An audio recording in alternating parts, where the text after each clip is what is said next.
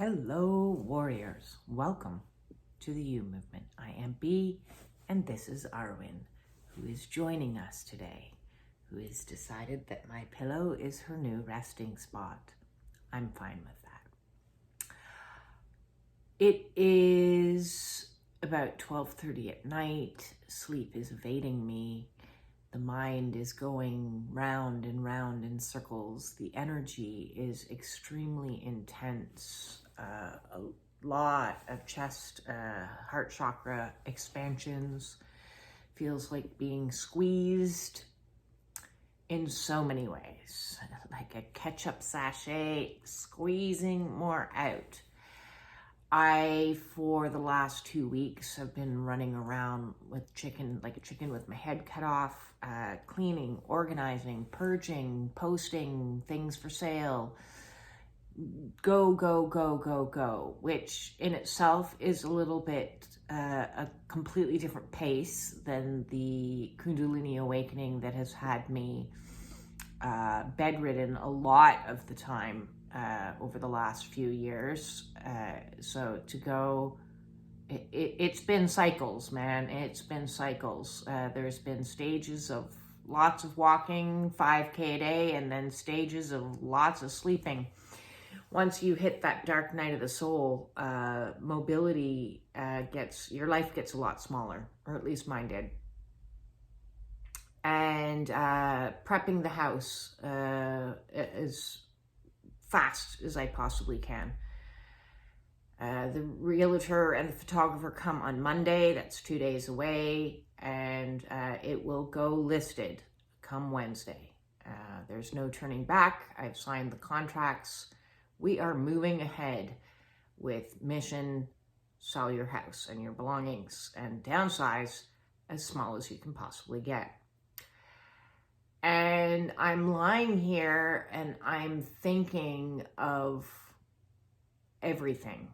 I'm thinking of all the things that I potentially could have done differently, but didn't, and seeing it as from both sides of it, of, oh, well, maybe that was a mistake, and oh, well, but if I had done it like this, then this could have happened and that could have happened.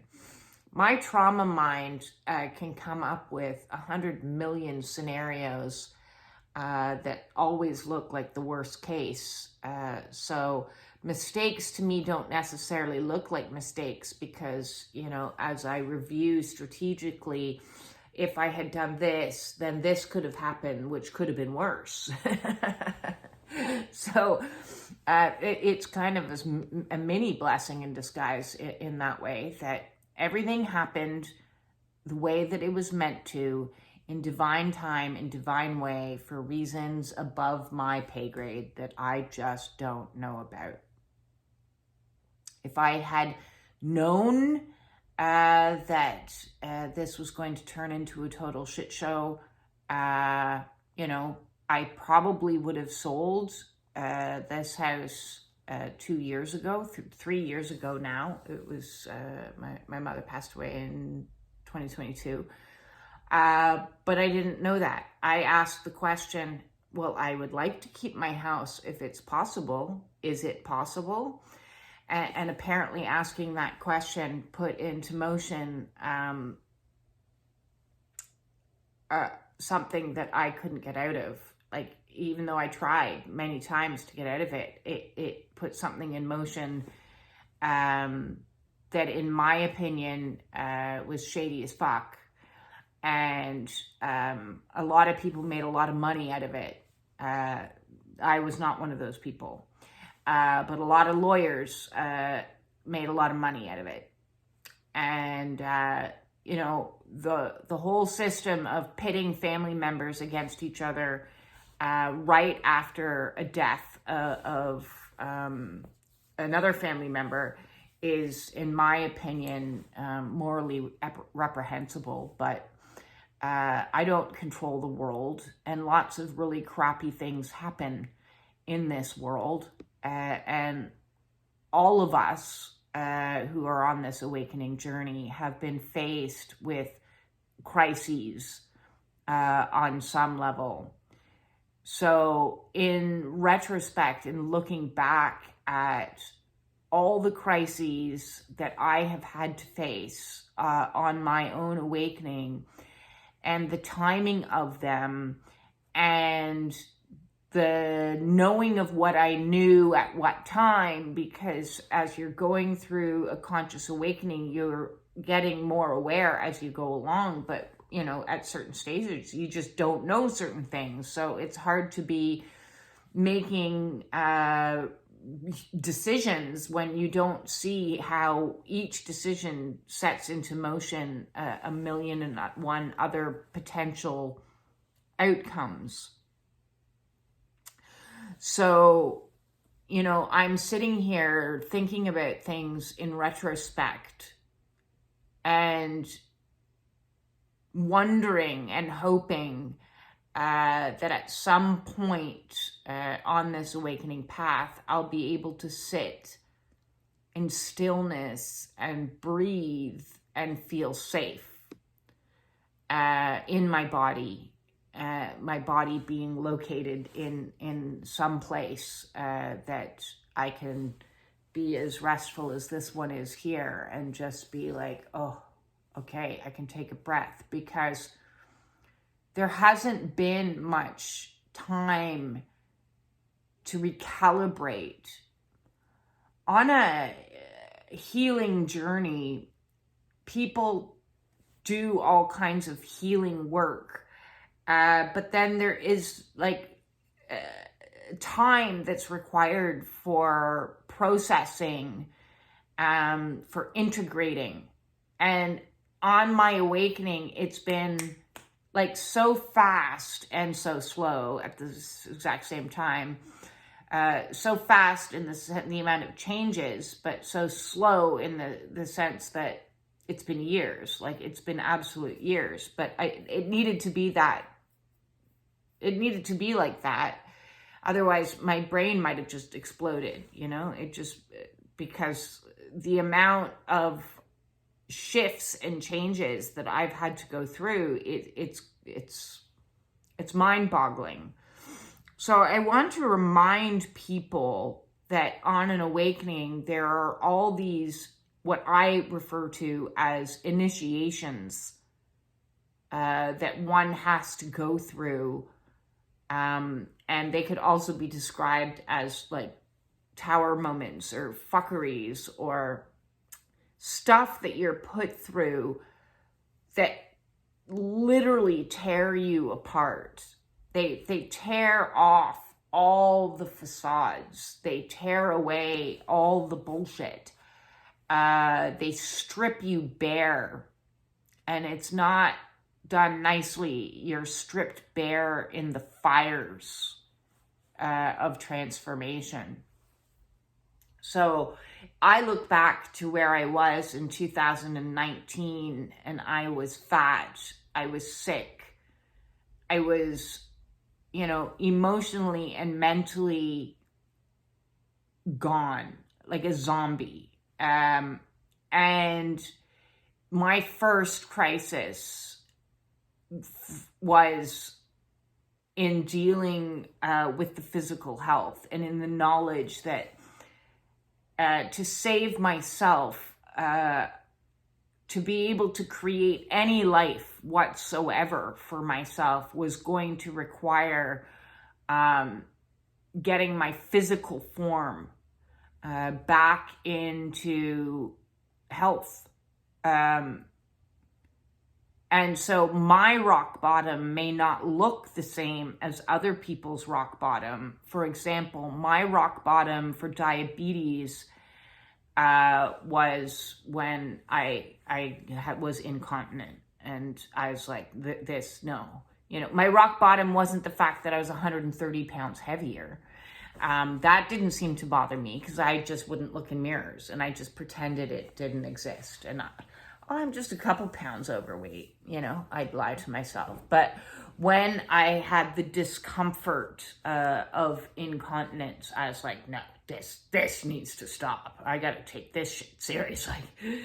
That was not something that at the, you know, I wasn't even 50 then.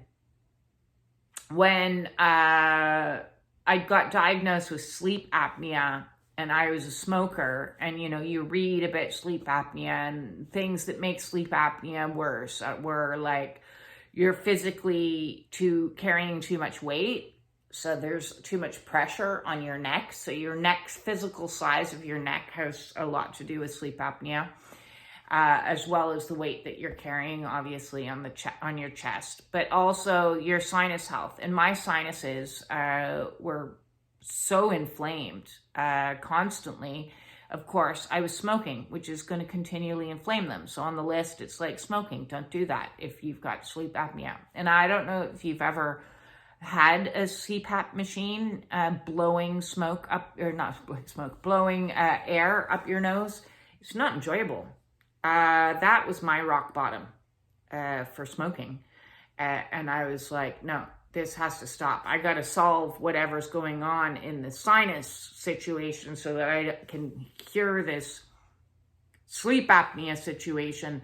And the list went on and on and on, the more I researched, the more I was like, no, this food has to go, this alcohol has to go, this caffeine has to go, this has to go, because when you reach that rock bottom in health conditions, and as I say, some people don't reach a rock bottom. They're happy enough to wear adults' Depends, and they're happy enough to lose a foot and sit in a chair.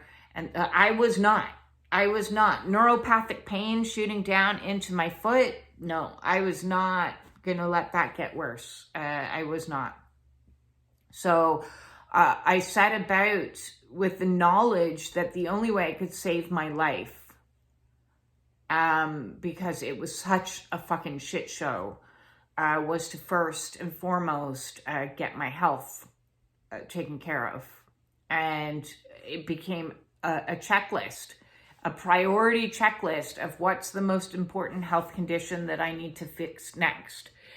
And some health conditions almost healed themselves as I was focused on other ones, like my migraines. I never was like, oh, what do I need to do to fix my migraines situation? No, when I healed a lot of the sinus issues, my migraines disappeared. So certain things were like interconnected and just fell away nicely. Other things took a lot of time and patience and work and discipline and a lot of things. A lot of those health conditions were really quite challenging, especially the candida overgrowth, the leaky gut, the irritable bowel syndrome that came with that.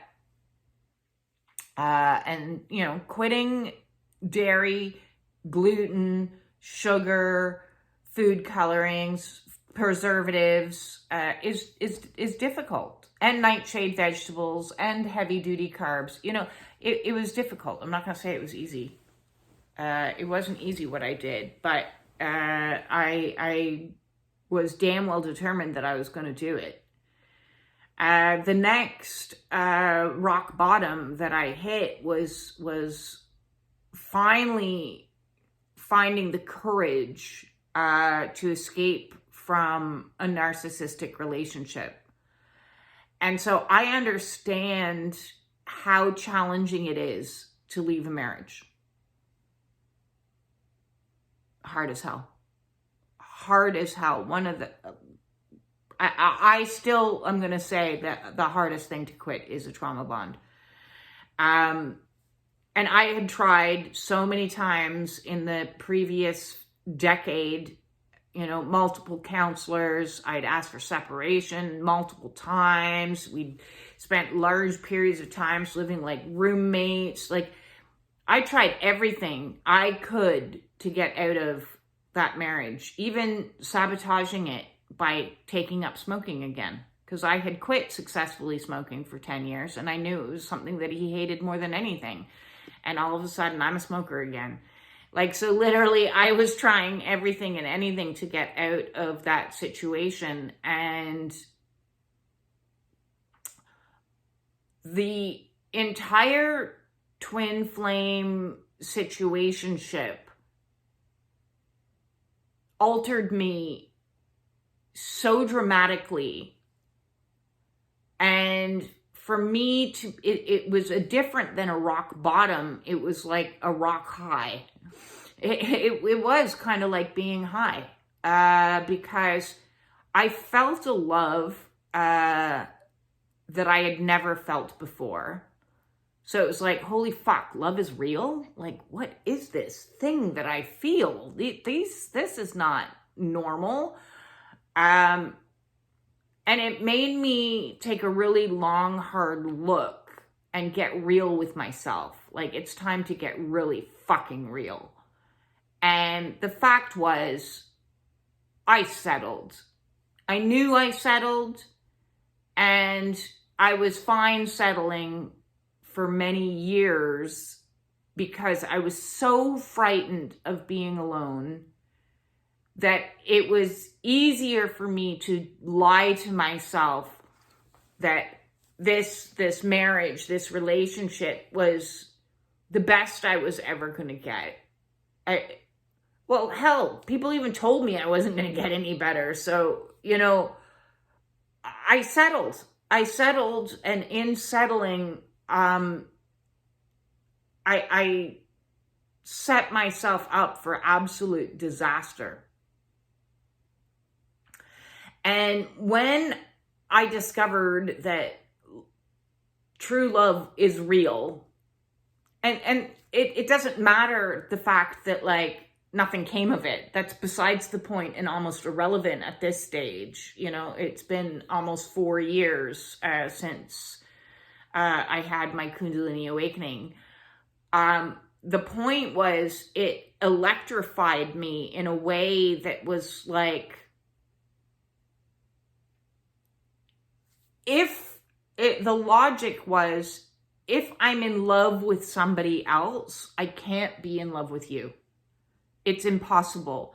And my sense of justice, my sense of ethicalness was like, it's wrong for me to continue to be in a relationship if I'm in love with somebody else. Not like anybody ever said, hey, if you leave, I'm going to be here waiting for you. There was none of that. There was no relationship to go to. It wasn't like that. It was simply, I fell in love. It really doesn't matter what happened to the other person. The fact was, I fell in love with a human being, and I felt feelings that I'd never felt in my life. And the very fact that love existed meant that it didn't exist here. It didn't exist in this house with this partner that was hell. And that was my rock high. So first we have rock bottoms. Now we have rock highs of saying, the type of relationship that I want it to feel like that. I want to be in that rock high. I want to feel that feeling. And so that initiated the next major mountain to climb, which was escaping. And escaping wasn't easy. It was not as easy as, I want a divorce. I want out. No, that would have been kind. That would have been a kindness. But it wasn't like that. It was highly manipulative, a lot of future faking, a lot of breadcrumbing, a lot of hoovering, trying to suck me back in, a lot of mental fuckeries. It was bad. It took years. It took years to actually obtain a divorce and to escape. And in escaping, I asked for nothing, I just wanted the divorce.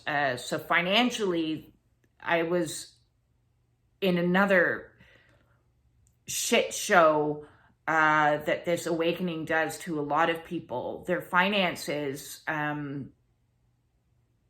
it was bad. So I walked away. I didn't ask for spousal support, even though I was entitled to it, because financially, you go through another crisis, which is I lost my job in 2019.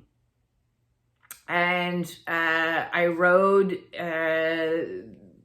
government assistance as far as long as I could. And when that drained out, I had some life insurance, and I'm like, okay, I'm gonna ride this as long as I can, because at this point I'm separated and he wasn't providing me with any financial assistance at all. And then that ran out, and I'm like, okay, well, I got nothing else. I got a little bit of income coming in because I started renting rooms, but that wasn't enough. So I'm like, okay, I got to start my business and figure things out, because I'm not physically able to do anything. So I need to utilize my skills that God has given me, which I'm scared to do because, I've been hiding in another persona, but financially I'm motivated to step more into my power because, I'm getting this call, this mission to step in front of camera and offer your services. You've been collecting information. You've been hiding behind a false persona for so many years. It's time now to do this, and time is running out. So I was heavily motivated by fear of having no money to live off of, no money. And so I was like, okay, I'm under the gun. I'm under the pressure. I better get my YouTube up and running. I gotta get this done. I gotta get that done. I gotta try as hard as I can. So all of these things are one on top of each other. I'm still getting my health sorted, which means now I'm dealing with emotional stuff, which now I'm meeting with financial stuff, and now I'm dealing with this collapsing marriage. And so I did what any person would do, which is okay, I got to ride my credit cards for as long as I can ride them. And at the same time, my mother dies in 2022, leaving, she owned my home, leaving very insuspicious circumstances. Her will, she was in an old age home for her last 10 months of her life. And whilst there, somebody convinced her to fire her lawyers and rewrite a will a month before she died. Yeah, it was odd. It was odd, very, very odd. And then what was even odder is the will was sent off to a bank in the back of Beyond in the middle of Saskatchewan. And for those that don't know, in Canada, that's the middle of Canada, nowhere, even though I live in Ontario, which is the financial capital of Canada, and there's 1,000,001 banks here. But no, it was sent off somewhere odd, and from the get-go, it smelt funny, and it was, my mother just died. I'm dealing with PTSD because I had stopped speaking to her 10 minutes earlier because she decided that was a good time to tell me, after I had asked for a divorce, that I was unlovable. I was making the worst mistake of my life. Nobody else would ever love me. I'm incapable of doing anything. And then I hung up the phone because there was a laundry list that was going to continue, and my head blew up, and it was like I was hit in the head with a nuclear warhead. And for the first time in my life, after all of my life tolerating being abused by her, I was like, I can't anymore. I just can't. So I'm breaking the trauma bond with my ex-husband. I'm breaking the trauma bond with my mother, who then ends up getting herself embroiled into a scam, clearly. I'm breaking the trauma bond that was with my best friend. So my 3 top people in my life are gone. I have PTSD. I'm a quivering, nervous Nelly. And then a bank comes in and says, oh, well, you're going to have, if you want to stay living where you're living, you're going to have to lawyer up. And I was like, where am I going to go? I'm not working. I don't have anybody. Where am I going to go? I got to provide for my son. He's still in college. I'm having a Kundalini. I can't tell them that. I'm sorry. We're going to have to like delay these negotiations. I'm in the middle of a spiritual awakening. What? No, then I'll get like shipped off to somewhere. So I lost tens of thousands of dollars trying to fight to keep my home for my son. And, it's been insanity. The finances has been absolute insanity. And then I hit a brick wall. I was literally $500 away from my credit limit without enough money coming in. And I cracked. Then that was like 3 weeks ago of going like, right, I'm selling it all. It's all got to go. I can't hold on to anything else. So now it's like another mountain of getting rid of everything that I fought so hard to hold on to, whilst going through all these other fuckeries that is happening. So like a spiritual awakening is not some sitting Zen situation. It's one thing after another that challenges you. And when the challenge doesn't even sound like the right word because it's too small, it annihilates you. It pummels you. It is brutality that you can't even fathom because you are hit with one thing after another and you're never given an opportunity to recover. You're expressing out because these situations are so extreme that they're triggering every little childhood wound that you have and every single trauma to come and be released, all the anxieties, all the fears, all the terrors, all the everything else that's happening whilst you're having chronic physical pain that I was in that was undiagnosed, that still unfortunately has not been healed. It will eventually need surgery, but I can't even worry about that right now. The pain is much less since I had the tooth pulled.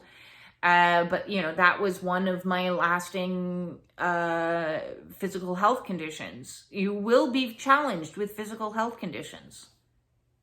Like one after another after hour. You kind of like, now what's wrong with my flippin' body? But the pain is tolerable at this stage. And, I'll sort that one out after I sort the house out. And then after I sort the house out, I have to sort the next house out. Like, where am I going next? So I want to make it clear to anybody who's going through an awakening, it takes time because it's one crisis after another. So instead of going and having like Mother Ayahuasca give you some profound moment where, and then like trying to integrate some vision, this is life going like this to you, which forces you to peel away all of the bullshit. Peel away all of the illusions of what you're capable of, or your thoughts of what you're not capable of, because that's been my fear all along, is like, I'm not capable of doing what God is expecting me to do. I'm not capable of surviving through this legal battle that has me like on the floor. I'm not capable of like reporting my ex to the police because, my divorce wasn't just a normal, simple process. I'm bouncing around a little bit here, but like in the attempt to suction cup me back in, hoover me back in, I got a detailed confession, which is weird and still something that I still can't even. After years, and it would be like 2 years now, I still can't even. I can't even fathom, he could have gotten away scot-free and just walked away from, and I would have never have been the wiser, and I would have been like, yeah, we just uncoupled, and I wish him well, and peace, love, and harmony. That's what I wanted. But instead, I got a detailed confession, not only of the fact that he had never actually loved me, that the entire marriage was a scam, that he had been in love with somebody else the entire time, which is sick, because as I was experiencing being in love with somebody else, I was like, I can't do this to you if I'm in love with somebody else. I was still thinking of him when I fell in love with somebody else, like I confessed everything right away. I'm like, listen, I didn't plan it. Nothing's happened. There is no plans to like get together or anything, but something happened and I fell in love with a human being. I didn't go searching for it, and I'm so sorry, and I feel so bad, and oh my God, like I want a divorce because, it's not fair for you if I'm not in love with you. So I would have liked to have been given the same courtesy of never talking to me in the first place if you had been in love with somebody else. That just blows my brains, so it does. But then it got worse, because then I got another bomb. So first I get this nuclear warhead from my mother, and now I'm getting this nuclear warhead on my head, confessing to the fact that he had done very gross things when he was a young man and had gotten away with it. And I took his confession and I gave it to the police, because and now if his victims ever want to go to the police, they have a confession waiting for them. That's between them and him and God and karma. But I did what was ethically the right thing to do. But it still fucked up my nervous system and my brain so completely during a Kundalini to discover the fact that I was basically married to a monster. So awakenings are like insanity, is what they are. And I am still in it, even though at least I'm not going completely nuts now, because then let's even talk about the whole initiation that is your spiritual gifts coming online. And the mistakes that I made there in doing a lot of sacred medicines, that in searching and seeking to help me with all the PTSD symptoms that I was having. I was desperate for help with PTSD symptoms because they were bad. It was bad.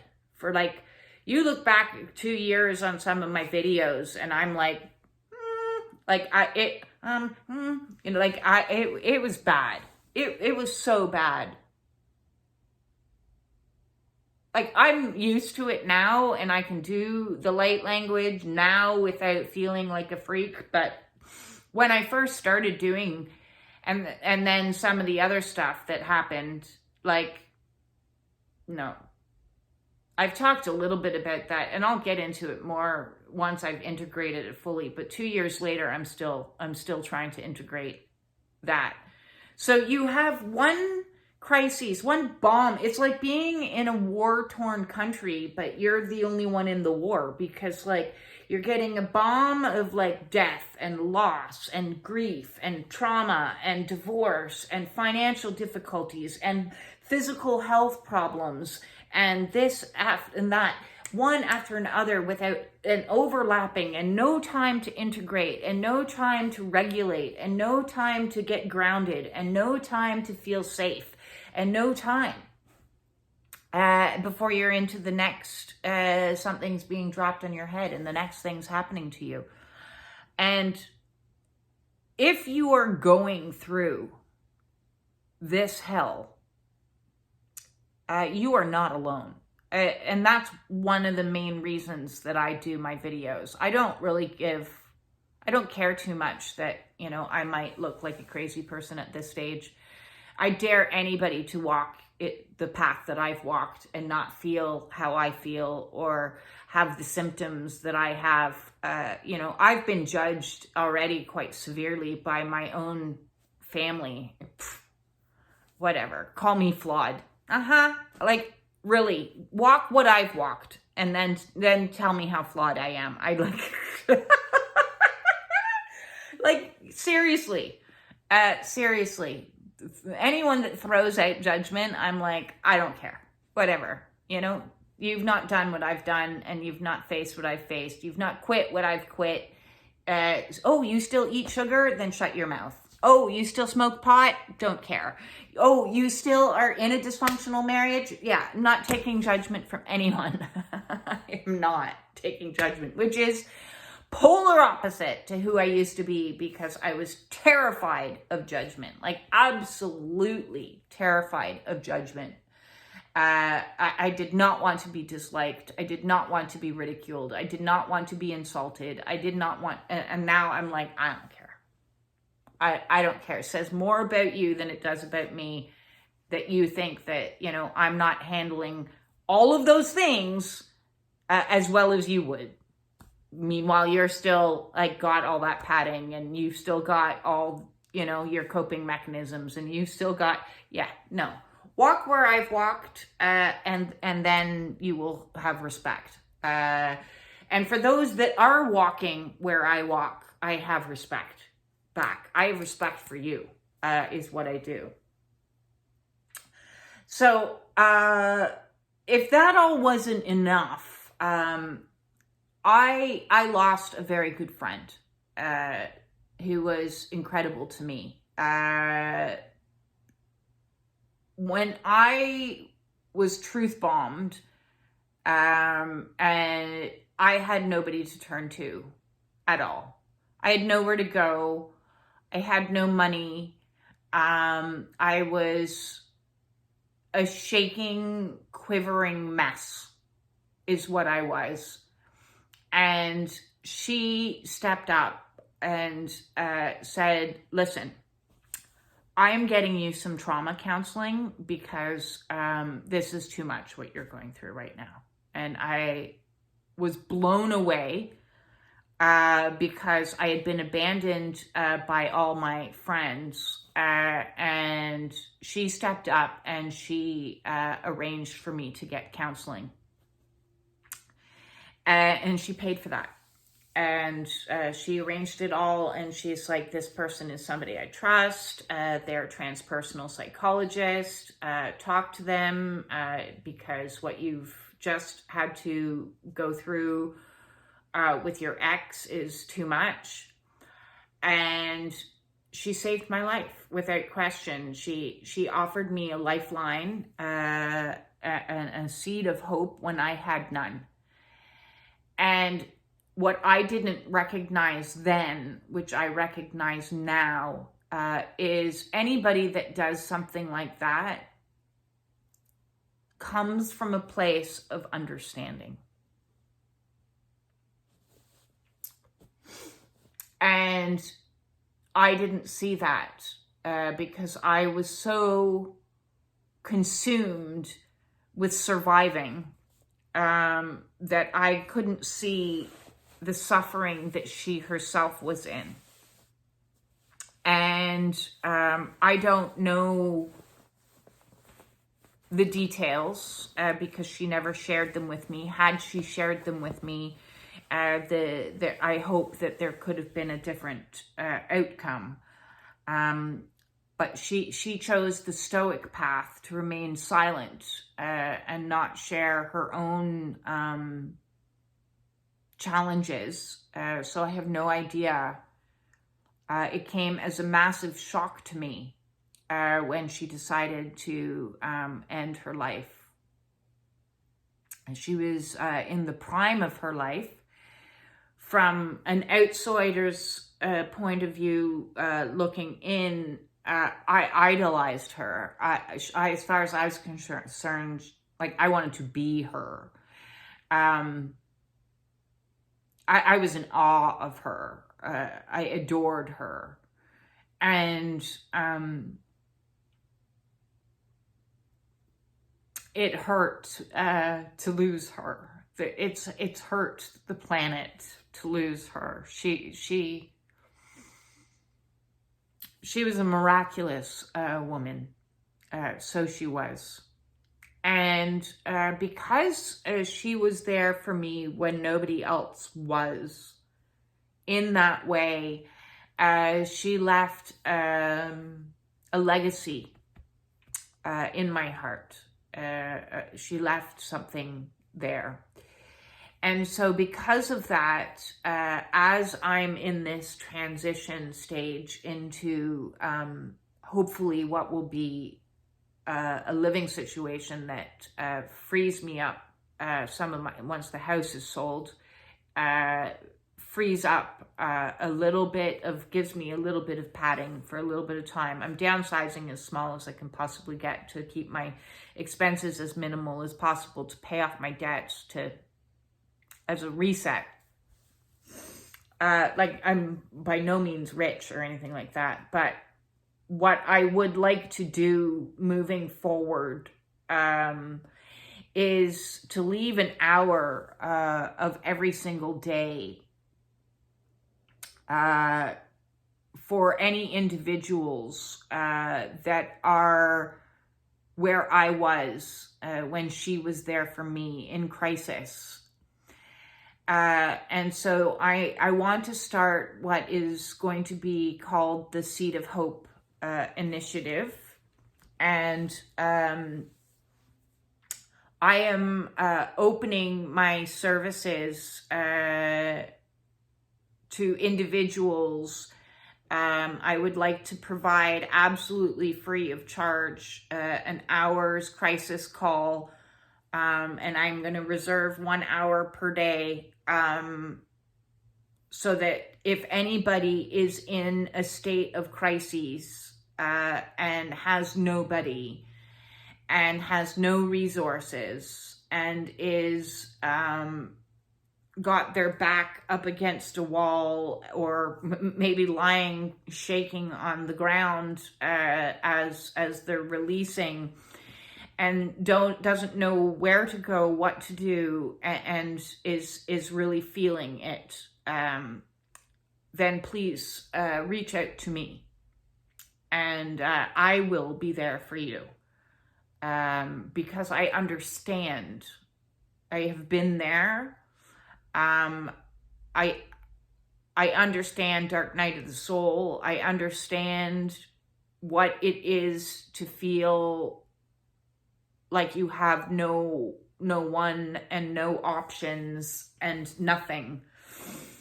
And so the Seed of Hope initiative is something I'm going to move forward with, to provide emergency counseling to somebody that needs a touchstone, somebody that needs a hand to hold. Even though I can't hold you in person, I can hold you, hold space for you in Zoom when it's a crisis. So if anybody wants to utilize one of these slots, all you need to do is send me off an email or a DM and just said, I need a Seed of Hope, and I will be able to plant that Seed of Hope for you. And if anybody on the other side, maybe who is watching, would like to donate some money so that, you know, this service can continue and expand, you know, paying it forward, no different than was done to me, was somebody paid forward counseling for me when I needed counseling at my worst. And if you're in a financial resource situation, and you want to, you know, contribute to helping somebody else, please, I appreciate the donation. Let me know it's for specifically. I'll set up a donation link specifically so I can keep track of the Seed of Hope donations. I'll start putting that into my descriptions below. But just email me and say, I'd like to donate to the Seed of Hope initiative. And let's see if we can save some lives. Let's see if we can be there for people when they need, so they're not suffering stoically in silence. And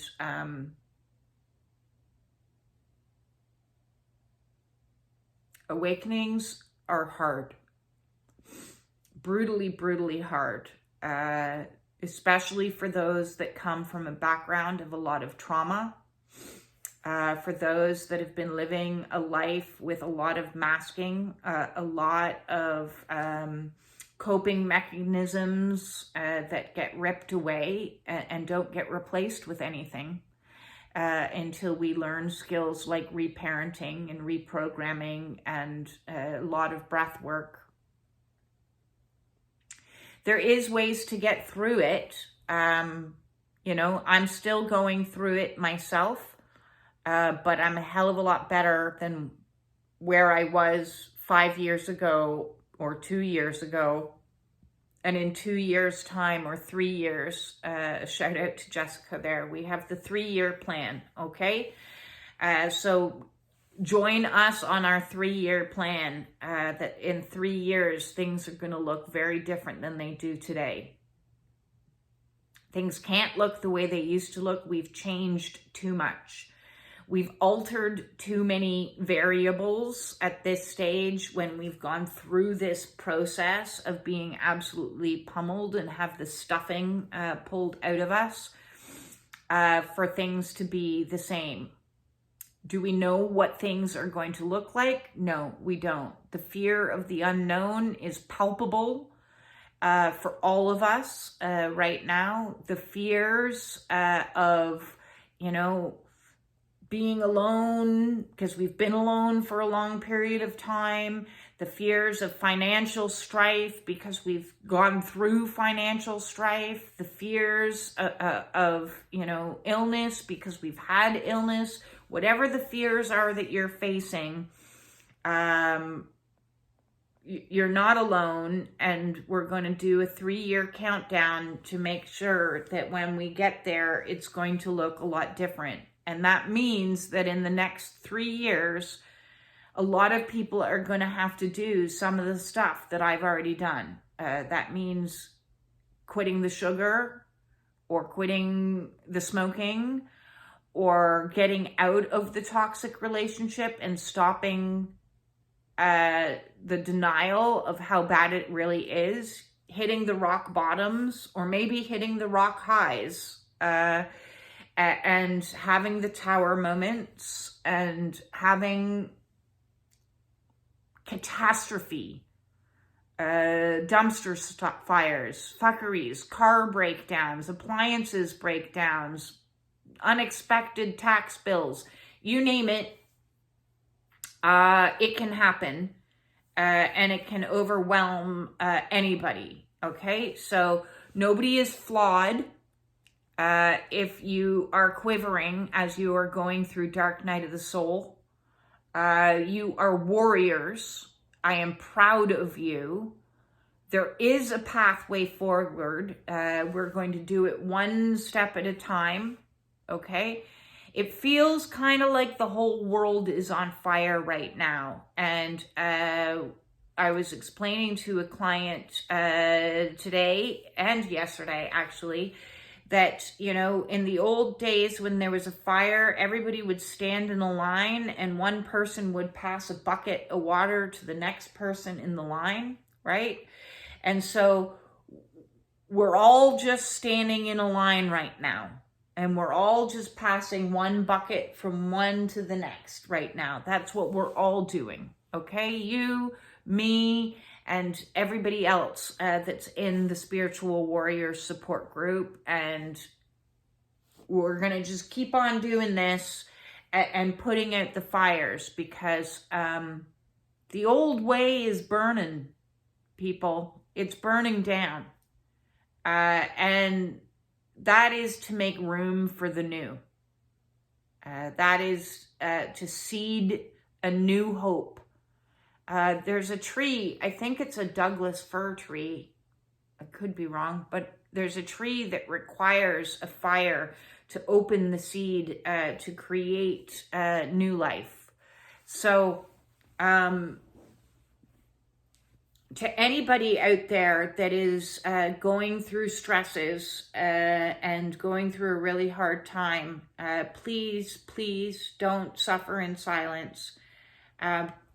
Take advantage of the Seed of Hope initiative and reach out if you are in crisis and you need somebody to talk to. I am here for you.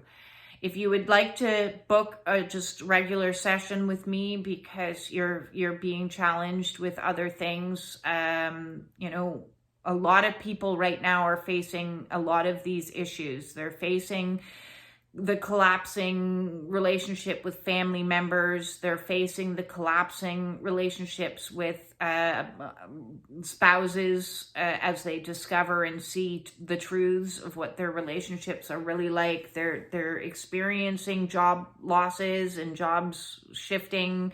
They're experiencing health crisis. They're experiencing, listen, you're not alone. Whatever you're going through, I guarantee I've heard about it. I've talked about it. And you are not alone. I am sending absolutely everybody my love and my compassion to whatever it is that you are facing right now.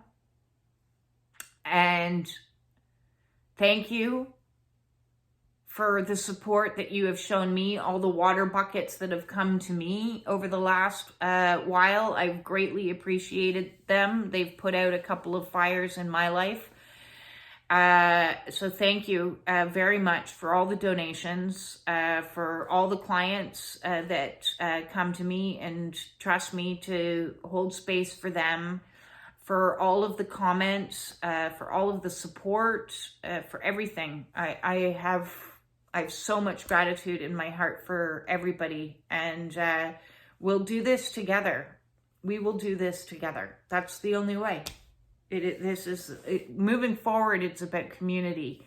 We're not alone anymore. We may be on our own, except for our lovely little furry friends. We may be on our own, but we are not alone anymore. Peace. In.